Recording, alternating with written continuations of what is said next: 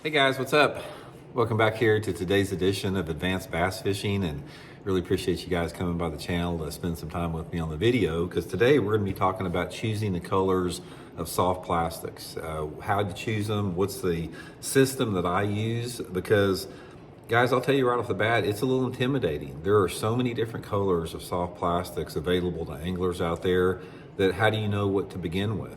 And a lot of people try to oversimplify it. They try to say, well, I'm going to keep it simple. And you can't really do that because there's a lot of variables that determine what is going to be the best color of soft plastic. So we're sort of going to get into it today from my experience, and I'm going to share some things that have worked for me with you guys in today's episode here. Also, guys, a couple quick housekeeping tips before we get started. I just want to invite everybody to consider becoming a channel member here of Advanced Bass Fishing. It's a good way to support the channel. All you have to do is just go to my YouTube homepage for the Fishing Teacher and click on the join button for information. And also, guys, I'll link all of my soft plastics. I use nothing but Zoom soft plastics for the most part. So I'll link the Zoom soft plastic link in the description of this video and my Tackle Warehouse link if you guys would like to try some of the colors we talk about here in today's video. So I really appreciate that. Okay, one of the things that you're going to find out about soft plastic colors is there's sort of a paradox that exists in the terms that you can look at the conditions like the water clarity and the sky conditions and some external variables, and you can get a pretty good idea of what is going to be the best color. But at the same time, the bass are the ultimate judges with that. And I have seen a lot of times where you'll take the stereotypical situation where a certain color should work, and then something completely opposite works, because bass, the things that generate a strike from a bass and the things that make a lure color appealing to them, like a soft plastic lure color, there's an element of mystery to that we don't really understand. But you've got to have a starting point somewhere, and you can't be overwhelmed. So I'm going to give you guys a good starting point from my perspective, and then you can use your own creativity and experimentation to expand upon what has worked for me here in today's video. Okay, now let's talk a little bit before I get into the specific colors that I talk about, let's talk about some things that influence the color of soft plastic that's going to work. Now, first of all, probably the number one thing is your water clarity. Water clarity is going to be a huge factor in the shade and the hue of a worm. Say, for example, if you're fishing really clear water, you're going to do a lot better in a more natural color like a green pumpkin or a watermelon than you will like a black color. That's just the reality of fishing. And then on the other end of the spectrum, if you're fishing muddy water or dirty water that, say, has 8 or 10 inches of visibility, your darker lures are going to outproduce the more light colored lures, because a dark lure will silhouette more in off-colored or low light conditions, and the bass can pick it up a little bit easier. And then you have your gradients in between there. You've got the clear water environment, dirty water environment, and then you've got so many different color options that sort of meet in the middle there. So in addition to the lure color being determined by the water clarity, there's also other things. Light intensity is a big one. The light intensity, for a large degree, is determined upon the time of the day and the cloud cover that you have. I mean, with the sun being at different angles at different times of the day, you're going to have some lower light conditions like at 7 o'clock in the morning than you will up at noon. So that's going to be a big determining factor there. And then you have a lot of different levels of light intensity that is determined by clouds or lack of clouds, because you can have anything from a sunny day with no clouds, no particulate in the air, to really bright out, or you can have a super low light day, like a dark rainy day, and then you got everything in between, different levels of light intensity. So the combination of those varying light intensities and different times of the day in correlation with your water clarity is going to determine the best color of lure soft plastic lure to use. And also the tint of the water has a big part of it. You guys may have heard me talk about this before, but water can be clear and it can have different tints to it. It can be clear and have a greenish tint. It can be clear and have a bluish tint. It can be clear and have a tannic acid, sort of a black water looking tint. So depending upon the Particulate, the algae, the plankton, all those variables will determine tint, and tint also determines different colors of soft plastics. So without getting too intimidating, I'm going to go over with you guys some of my favorite colors of soft plastics and sort of tell you a little bit about when I like those particular ones. So we'll get into that. Okay, first of all, one of my favorite is just a solid black. Solid black, you've got solid black, and then sometimes you've got black with blue flake in it, or red flake. That's really popular. But any type of a black color, and I do prefer solid black when I'm using black color. For me, it's for dirty water more than anything else. So when I'm using black, I'm using it in water visibilities that are usually under 12 inches in visibility. Another thing that you will find about a black lure and soft plastics, black works a little bit better in that dirtier water when the water's warmer. So black is a really, really good color, like in the summertime, if you have dirty water. If you have dirty water in the cooler months, like say for example, the pre-spawn or the fall time of the year, black to me is not quite as productive. It seems like if you got that dirtier water when the water temperatures are cooler in the spring and fall, that I will do better on some type of like a red bug color or some type of a June bug, something like that. It's still a dark color, but it's not black. And this is the difference. It's like when you're talking about, say, a red bug, this is the Zoom red bug, which is one of my favorite colors, and a black, both of these are pretty dark lures, but the tint of the red and the flake in the red puts off a different look in the water than the black. So therefore, something like a red bug is going to work a little bit better in the water that is still off color, but a little bit more higher light intensity. And that's the same with any type of a darker color. It could be like an electric blue. Again, it could be like, some type of a June bug or, June bug with different type of flakes in it. But these type of lures are going to be better in the off-colored water that is not super, super low light.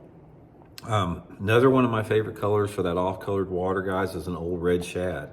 A lot of people don't fish a red shad anymore, but when I get into water visibilities that are like under 2 foot, like 2 foot or under, red shad's a really good color. So here is sort of the progression on that. It's like black would be a color for like the super muddy water, like, less than a foot of visibility.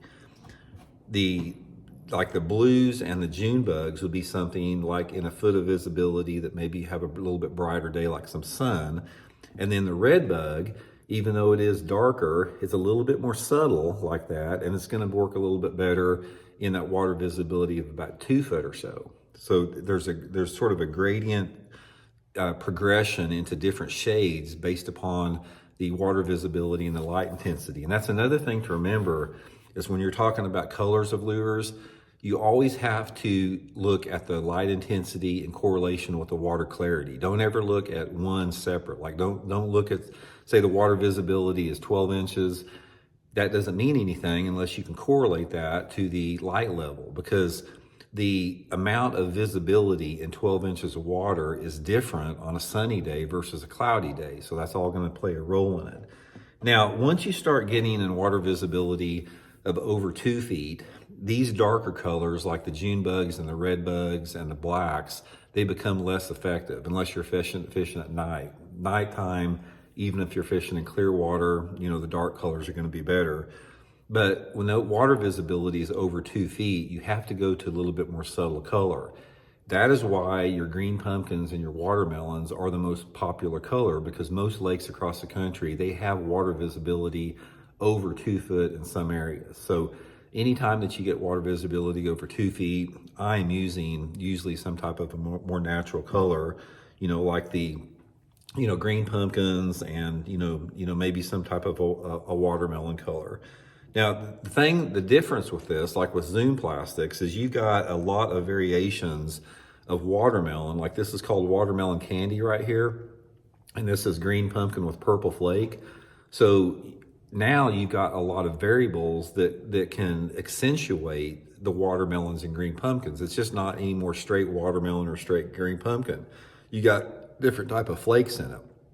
So without having to have 50 different colors, let me give you guys some of my favorite, guys. This watermelon candy by Zoom is one of my favorite colors. This is an outstanding color anytime you have water visibility of over 2 feet. And the same, this is the green pumpkin purple flake. And there's something about that purple flake that I really, really like. It seems to work really, really good. But then I will use some straight green pumpkins like this. Now, normally when I'm using a green pumpkin, probably 90% of the time I'm putting some type of chartreuse or orange on the bait, on the tails of the bait, depending upon the water clarity. Because what happens is you can take a green pumpkin like this, Zoom Z-Hog Jr., and you can fish it in some off-colored water on low light conditions effectively if you have the tails dyed, because that tail dyed chartreuse creates a little bit of a flash in it. So that is one thing that you really have to start utilizing in your soft plastics, guys, is get you a bunch of dyes. Dyes are critical on soft plastic. See how that much brighter that makes it? So what happens is this green pumpkin, now, since it's got a brighter tail in it, it's going to work in a lot more of a diverse, lower light level and dirtier water clarity, and I can use it without it if it's a little bit cleaner. So the flake that you have in it, some people like red, some people like purple, some people like blue. It's just a matter of confidence a lot of times. I don't know it has that much to do with it, but I do like some type of flake in my soft plastics, and if I don't have flake, that's when I'm using the dyes with it. So that is a foundation. Now, one of the things that you have to realize is once you have a foundational sort of guideline of what color to use, most of the time you've got to tweak it a little bit because the bass may prefer something else. So here's my advice with it. Let's say, for example, we're fishing out there and the water visibility is 3 feet and we're catching some fish on the green pumpkin with the chartreuse tail. Once you know the fish are biting that lure category, like they're biting soft plastic lures, just take a little time to change up. It's like experiment with some different colors. Experiment with like some variations of flake. Experiment with go back from green pumpkin to watermelon, and maybe even throw something in like a little bit different, like a red bug in a situation where you think a red bug wouldn't work. That is how you figure out what the bigger fish want. Now, for the most part, from what I have seen in bass fishing, in terms of soft plastic colors, the bigger fish will bite the darker lures. If you can get those fish to bite black, most of the time those fish are going to be bigger that bite a black lure because it's just a little bit more of an aggressive color. Not to say you can't catch them on a more subtle lure, but overall, it's like the difference between the bite you get on green pumpkin and the bite you get on a black is going to be about a pound different. So always try to push the envelope a little bit towards the darker colors if you can. It just seems like it will add up to a little bit more quality fish. Bottom line though, when you're talking about soft plastic colors, is it's experimentation. I have seen so many times, guys, where I have got it in my mind that, okay, the fish are going to want this color of bait here. It's like whatever, it could be clear water or dirty water, and I'll be using what I think is the appropriate color. And then I'll have some dude in the back of my boat, like a co-angler, that throws something that I never would consider in a million years, and he catches fish. So the fundamental foundation of color selection is going to work for you, but ultimately there are so many different variations in colors you have got to experiment, because the overriding theme above the foundation that I just gave you here is the bass being conditioned to a certain color. And that is why I try to stay away from straight green pumpkin, because it is the most popular lure color out there. That's why I'm always trying to look for some type of flake variation or some type of a dye in the tail or something. So you may have a lure color that looks ugly or that you don't think is going to work, but simply because the bass have never seen it before, it's going to make that lure very effective. So never underestimate the impact of using a color that you don't think the fish have seen very much, because it has a huge impact on it. Fish get conditioned to colors quickly. They're smart. A lot of people, I've talked about this before, people do not give bass enough credit to how fast they learn and how smart they are.